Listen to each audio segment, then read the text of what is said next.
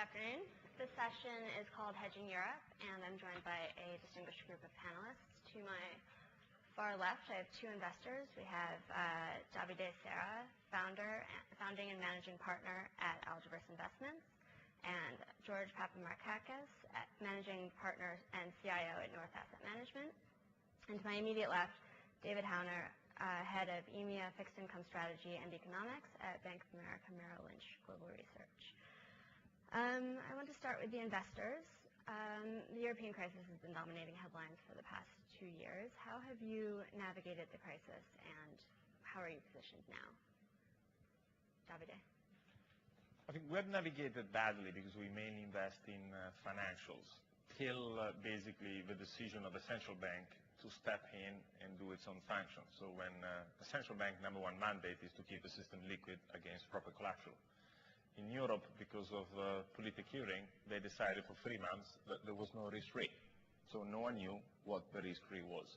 In such a situation, you have the old banking system cannot operate, because basically a bank is nothing else but, let's say, like an electricity company, takes electricity and distributes it retail. Suddenly they cannot generate electricity, you have no more lights.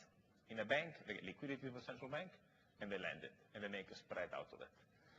And till when finally the central bank had a change of leadership, they read the mandate, which has price stability. Price stability means that when house prices are down 20, bonds down 15, they had 6 different yield curves, short end and long end.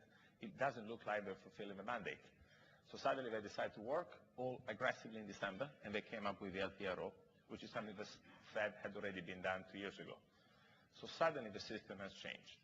So we think next year, or for this year, the best way to make money in Europe is to invest in credit in financials. So in those financial companies which are GCFI or considered globally important, systemically important financial institutions, so the national champion per large country.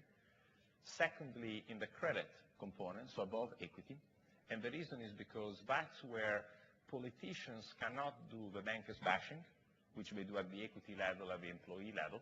But at the end of the day, they have these institutions which are almost as big as country. It's the arm under which they execute monetary transmission. And right now you're paid between 7 and 8 times faster than owning the risk-free in a very similar country. So we think for almost similar risk, you get paid 8 times faster. And so we think it's a very good opportunity to invest in Europe. Position is extreme. Last year, if you had a European accent and you presented yourself in the US, people will kick you out. Yeah, just want to know. If you look at the overall number in Europe, any way you want to look at it, European banks, as percentage of total assets, have less than 4% in government bond holding. In the US, adding Freddie and Freddie, you should, it's 12. China, Japan, India, you name it, 30. So here it's very simple. In Europe, we need to decide we cannot compete as the #2 European bloc, looking at basically competitors that use monetary policy in a totally different way than we do. And so ultimately I think this is clear now. The politics is behind. Everybody has an election in France this year and Germany next year. So they can play with the tools, but ultimately reality is here. The economy has to be held together. And so I think going long Europe, getting paid 8, 9 times faster in GCFI matters. The second point I will make, I know it's not politically correct, but Europe for me is 5 countries. The rest, it's a bunch of satellites. Greece has been proven. So you have a default, 70 cents on a dollar, total political disaster in how you get there. So it's, in my view, 3-4 times worse than Lehman, because it went from AAA to default in 2 months. Here for Greece is 2 years disaster, yeah? Tragedy. And ultimately, nobody cares. So you see what happened in Europe was the decision of holding the core together that actually matters from an economic perspective. Mm-hmm. And hence, I think that political decision has been taken. The action in the ECB, in my view, have been fantastic. And they have done exactly what the Fed did. Going forward, in my view, they'll be happy to do more if needed. And as soon as that happens, I think Europe is in a great trajectory. George, you're less optimistic. Oh, well, I mean, we had a good year last year, and it was very good because I think we weren't really stuck in terms of a ideological position as to what should be done, but it was very much focusing on what policymakers would ultimately do and how markets would have to effectively, unfortunately, force them right at the last minute to make them move. And I think to a certain extent, although we've seen a lot of action, the LTRO undoubtedly is a very large step and underpins the banking system for the next 3 years. I still think we have a huge issue in front of us in the sense that we've got Portugal trading at 50 cents on the dollar. They're supposed to tap the market next year. Obviously, that's not going to be possible. And everybody's still focusing on Spain, and really that leads to the elephant in the room, which is France.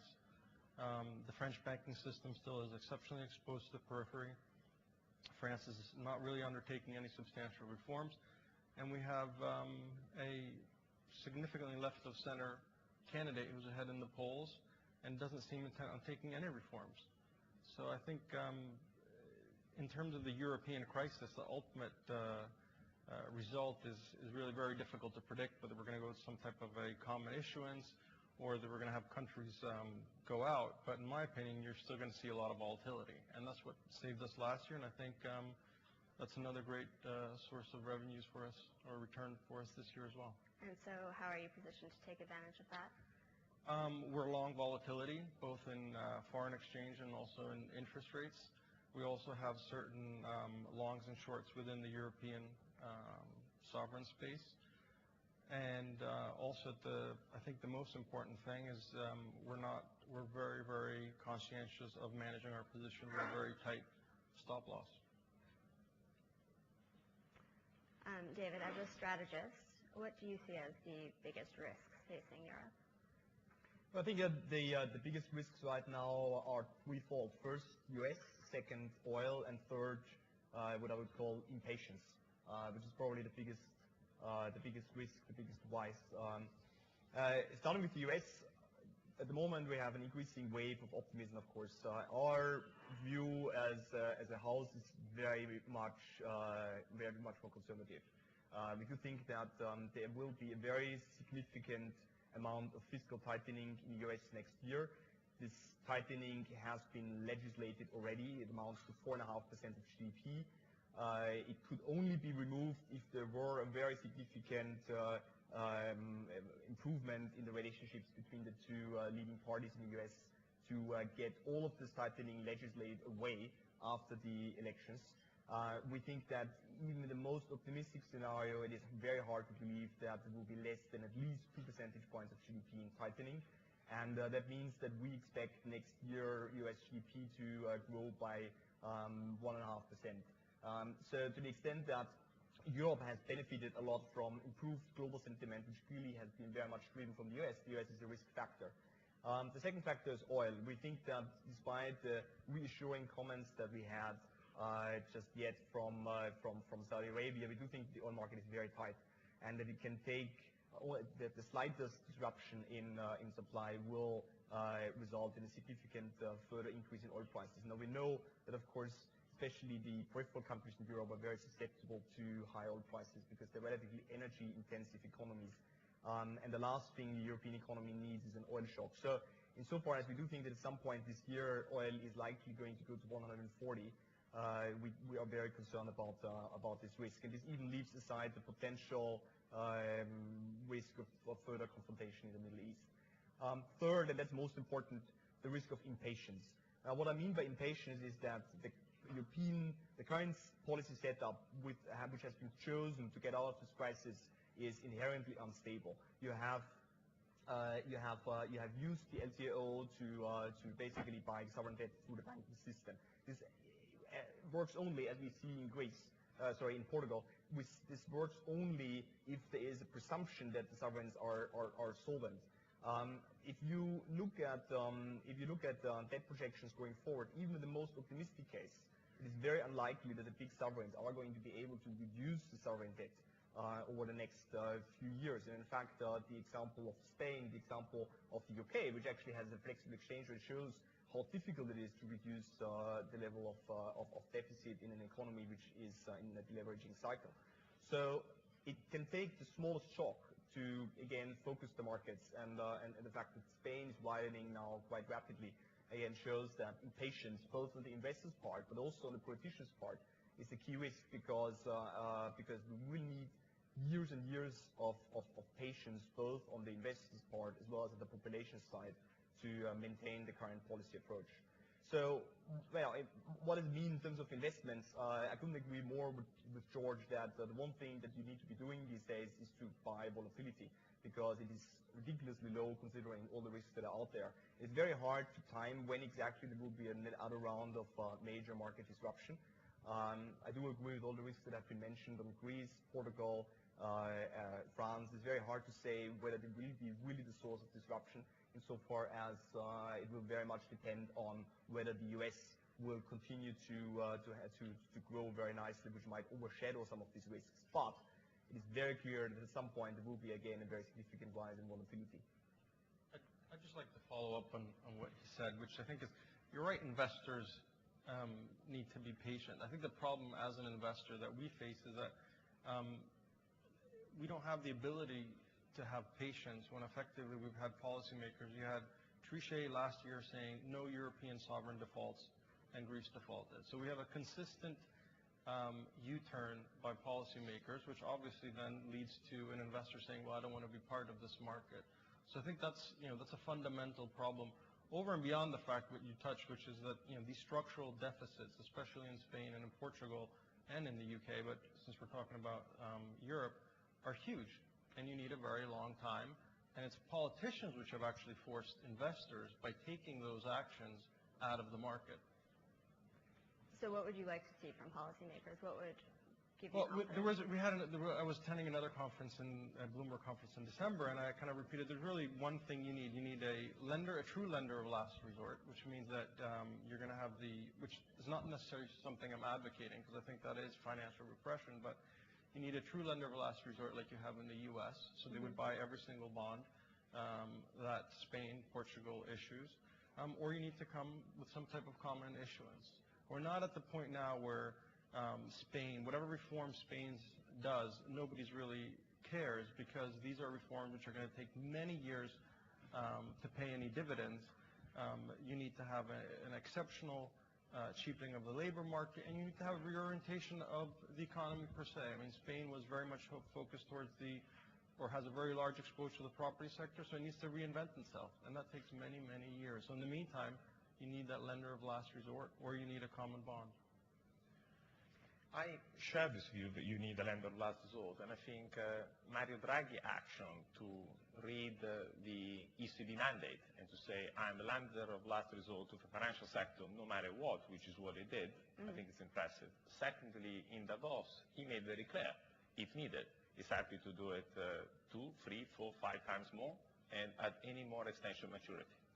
The ECB has proven in the liquidity measure ahead of the Fed up to the last 3-4 months, which were indeed a truly political crisis. So the numbers have always been weak, but that's how the European contract worked. And I think what is interesting in my view is the following. So take, might sound wrong, but Greece, at the end of the day, net investor loss is 120 billion euro. The rest now, 70% is owned by the public sector. So that will be washed out with some form of printing. What is left in the hands of the private sector, it's tiny, 30, 40 billion euro. Portugal, it's 110 billion. Let's assume you need to take a 20, 30% hit. Okay, another 20, 30 billion. So you write zero private sector in Greece is 40 billion. You put another 20, 30 for Portugal. If you want to take a 20, so 70. Ireland on its way out. On a GDP of 15 trillion, do you think someone will fuck it up, sorry my English, for a 50 bips point position? And I think the total change has been, Merkel has election, Sarkozy's election this year, and next year it's Merkel. That's at the end of the day who runs it. The big change in my view has been you had someone like, at the end of the day, politics is equal people. You had someone like Draghi that came in and says, if I'm responsible, that's what we do. Secondly, you had the biggest risk in terms of absolute size public debt, Italy. You had a technical government that in 180 days has done more than the previous government in 20 years, and has the highest rating of approval in Europe, hitting its own people. So I think that's very bullish. And last but not least, you take the equity in the financial system in Europe alone, it's 3.5 trillion. It should earn a 10% cost of equity return. So make it 300, ballpark 300 to 400 billion euro of earnings per year. Market consensus forecast is it will earn 100, 150 billion max. So the financial repression will go through banks and insurance earning less money, through either rates or imposition liquidity. And this 150 to 200 billion a year can buy over 2-3 years, lots of mistakes. Certainly they can buy Portugal, Greece to zero private, Portugal 25 cents, if there is the political will to accept it. The key risk is in how you get there. If you start having the doubt the euro, the currency across the country are worth a lot differently. Then at that point you create bank runs, and that's why I think the fact that no banks needs financing for 2 years at least allows the time to the politician to fix it. 2 years is a lot of time. Secondly, the decision of ECB to extend collateral in liquidity term at any point in time has shown that as you set up a rule, at the end of the rule, a rule is set up by a human being, so the rule can be changed by a human being. And that to me is very important because were we to face another wall, they have shown they're ready to go. Saving Greece, I think it's a massive political decision. It's impossible to save this guy. This guy were hiring public sector employees over the last 2 years. Basically, they couldn't get a damn. In my view, Greece was part of the euro for geopolitical reasons. You had the Balkan War, was in between an Eastern European bloc, in between North Africa. It's not the place that you would, send your kids to study. So at the end of the day, euro decided to have him in as a geopolitical anchor. The cost is paid, probably saves war. And if you go back, the leader that set up Europe today, in Europe we destroyed the real infrastructure and the human capital infrastructure twice over the last 100 years. And that's why the GDP growth and wealth versus the US has been destroyed. So probably the cost of 200 to 300 billion euro on a 15 trillion, now they've seen what it could mean. I think the chances that they get it, it's high. I wouldn't be so bearish. It's too easy to be bearish now. I want to go back to George's point. Yeah. First of all, it's not easy to be bearish because we've seen the biggest rally of the last 2 years happen in the last 2 months. So actually, the markets are pretty high. But those numbers are not exactly correct, not only because, A, you're assuming the aggregate banking sector in Europe is homogeneous, which it's not. I mean, there's a big difference between where the exposures lie, and clearly the exposures lie from France down and down. And the biggest thing is we're not talking about Spain, and we're not talking about the fact that we're still in Spain running at best. If they're lucky, they're going to get a 6% budget deficit this year. So the debt dynamics are continuing to be out of control, and part and parcel of that, of course, is the financing rate that they're paying. If they were paying 1%, the ECB rate, obviously the debt dynamics would be much different. But the growth composition, and again, the financing still haven't been addressed. So I don't think the politicians so far, I strongly disagree actually that there's any type of unanimity in terms of supporting or in terms of constructively dealing with this issue. The fact that you have the Bundesbank, and I think rightly so, saying, well, we have a half a trillion exposure right now to the rest of Europe, credit exposure through Target 2. That is a substantial issue, which is clearly talked about in Germany. So there isn't, I don't think there's a consensus there. I think we're going to see the same crisis to crisis, and then ultimately, where it leads to commonality or more LTRO remains to be seen. But they're going to do something only when they get pushed. Is Greece an isolated restructuring, or do you see more? I think Greece is unique, and I agree with David to say it's a unique situation. It's kind of, think of something bad and multiply it many times in terms of the structural issues there. But that doesn't mean that the issues in Portugal and in Spain, again, in terms of debt dynamics, are not very bad. So yes, I mean, Greece is very unique. On Greece, one of the biggest stories of the week was the settlement of Greek CDS. And as you mentioned, politicians had said there could be no default, no credit event, and we had a seemingly smooth settlement this week. Were they overly concerned, or did we just get lucky? Are there issues with CDS as a hedging instrument for you as investors that you're concerned about? Well, we've talked about this before. I think that the CDS market is imperfect because you don't have a huge participation of various, if you like, economic agents, which would ultimately reflect a more realistic price. It doesn't necessarily reflect where a sovereign is truly financing itself. It's very much driven by supply and demand. So I think it's got, in terms of a tool, it's a bit crude to use for an investor. But in terms of did it settle correctly, it did settle. The fact that you could deliver the restructured bonds was a benefit to many of the people who bought the CDS market. I think it will continue, but I don't think it's the most important thing for politicians to be worried about. And in fact, I think what they meant was when they said we don't want to default, is what we realized is we don't want to default for the ECB and we don't want to default on our own public's funds, which raises a whole issue of law and investor rights and all these issues, which again tells you why should you be investing in the local law bond. Right. If I may interject, actually, I strongly disagree with that point, which now seems to become a consensus that it was a non-event. I think it was just an extremely well publicized event. Everyone knew it was coming. Everyone had 1 to 2 years to prepare for the event. First. Secondly, the authorities prepared the event very well. I mean, the LTO was part of the preparation process. And then finally, at the end of the day, the outstanding amount was relatively small. So it doesn't mean that if we get, let's say, a deterioration conditions in Spain or France, that would be that would be going as smoothly. Mm-hmm. And has Greece's restructuring changed the way you look at other investments? Are you less willing, for example, to buy domestic law bonds? No doubt about it. I mean, I think anybody who thinks that you're buying a domestic law bond and you're pari passu with an English law bond is just not, just hasn't seen what's happened over the last few weeks. So. My view is I don't care about the law because it's been UK law, US law. I don't care. See what happened in Chrysler. They took the law and threw it in the garbage bin, and that was the president himself that decided to do it. So the reality is, if you look at the numbers and the numbers are there, then it becomes investable. I think in Europe you had a couple of situations. One, which is desperate cases, basket cases, with massive political problems, because the fact that they set up the stability pact and then Germany and France were the first two to break the stability pact themselves was basically a major sin. So they were the good guys. They screw up the rules. So they were the teacher that says, kids go and play. Then suddenly everybody else started playing. They couldn't get the system back up. So that was a major fault.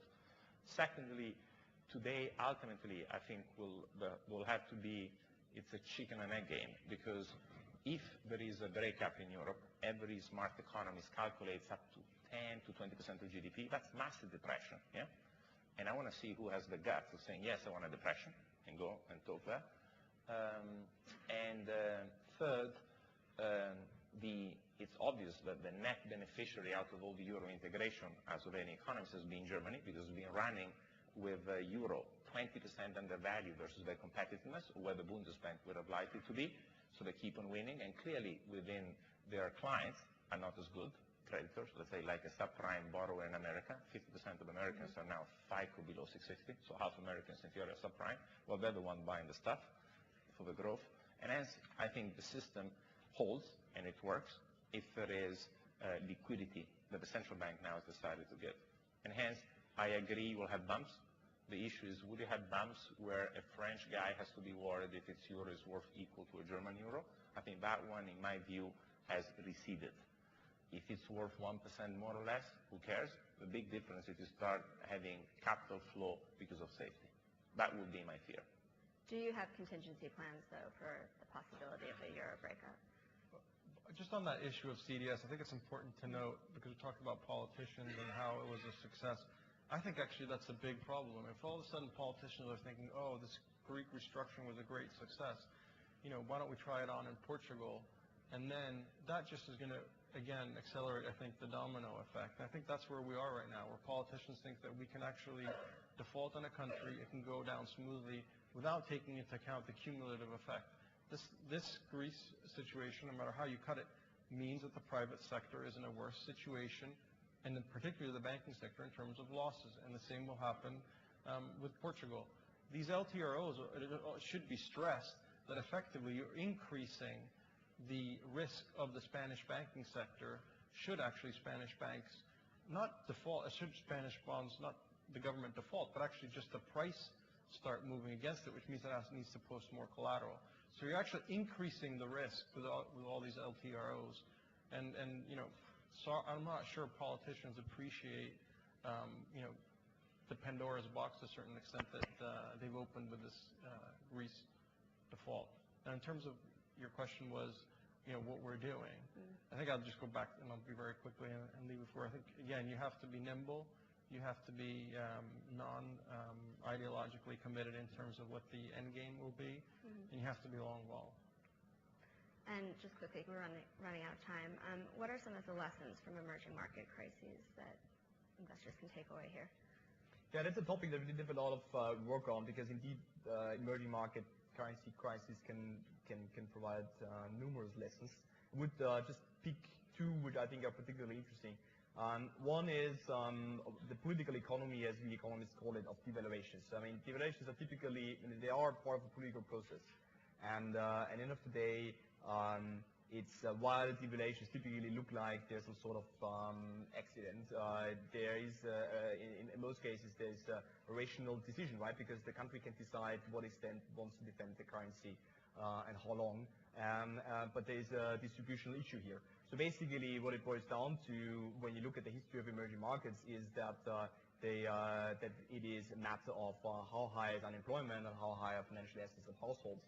And when you look at these variables within the periphery, then you come to the conclusion there's one country that could potentially, from that perspective, decide to devalue, i.e., leave. That would be Greece.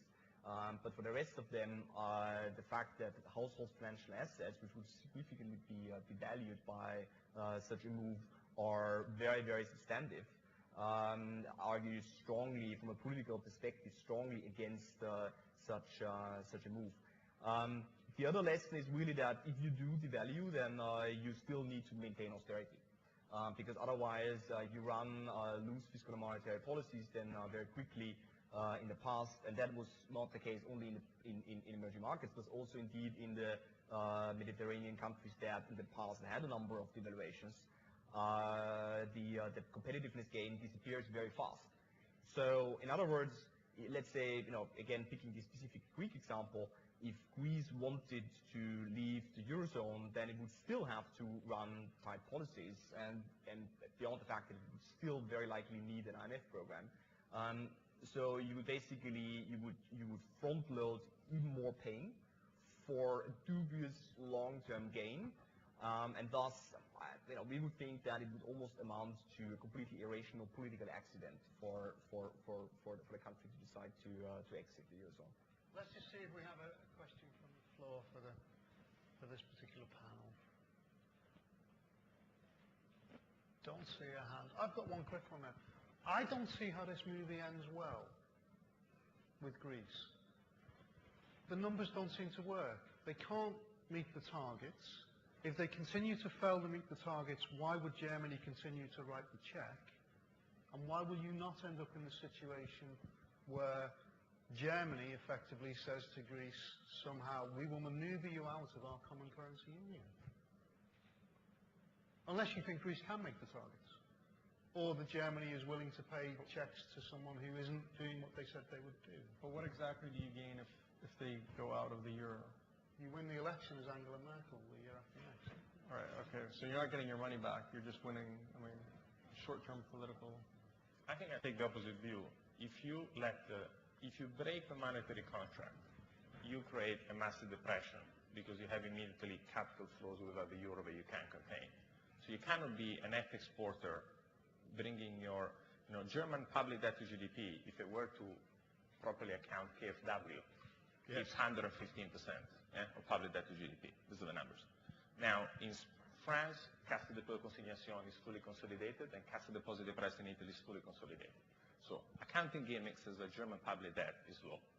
That's not true. Apple to apple is almost identical.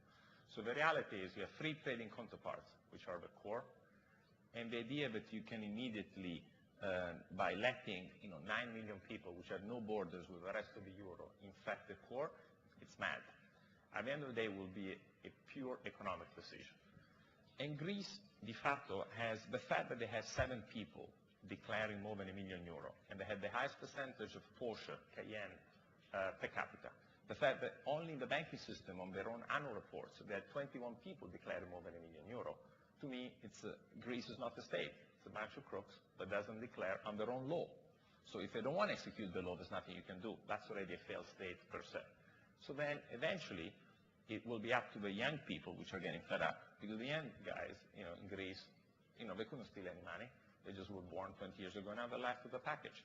And so eventually what will happen is the old generation that has stolen the money and made these trade unions, more protected than the gods used to be, they're going to kick the hell out of the old till when they get the fair share.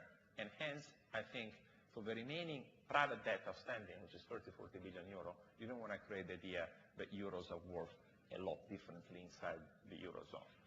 And hence, I think it's much, and if you see the polls in Germany, the SPD, the socialist, wants the Eurobonds, yeah?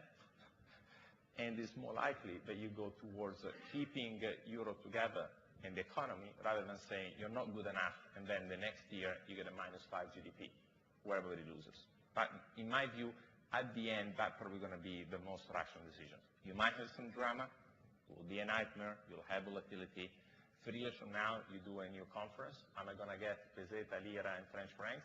I think chances are, probably 99% no.